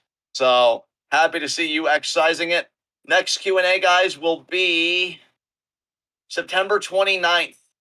So September 29th. Remember, if you're a Patreon donor of $1 for just additional questions or $3 for Discord access, you get up to 5 Q&A questions. If you aren't a donor to the Patreon, you only get 3 Q&A questions. Be sure to reply to my pinned tweet with your Q&A questions, or again, submit them in the Discord because there's a channel dedicated to collecting Q&A questions. So be sure to do that. And yeah, so September 29th, it's always at 7 p.m. Get those questions in. Thank you guys so much for joining us. Be sure to leave a like as you file out. Subscribe, click the bell icon for notifications so you don't miss any of that TWitWoW goodness. Check out everything we're involved in the description box. Follow us on Twitter and Twitch because we are the best wrestling podcast in all the IWC. Remember, I already talked about my pinned tweet being collecting Q&A questions. Ashton's pinned tweet is the TWitWoW schedule. Tomorrow at 4, we are going live with New Blood 4 live reactions. Then at 8 p.m. for the Discord members, all the way close to 10, we'll be doing games. Then at 10 p.m., we are doing Rampage. We've seen the card and we're like, yeah, you know what? Doesn't really seem too bad to react to, so we will be doing Rampage reactions this week. Then Saturday at 7, it's N1. Sunday at 4, it's N1. So it's going to be an N1 weekend both days. That tournament's almost over. It should be over by beginning of September. And then we'll start a new week, but I'm not going to get into that. So thank you guys again for joining us. And until next time, tune in and peace out.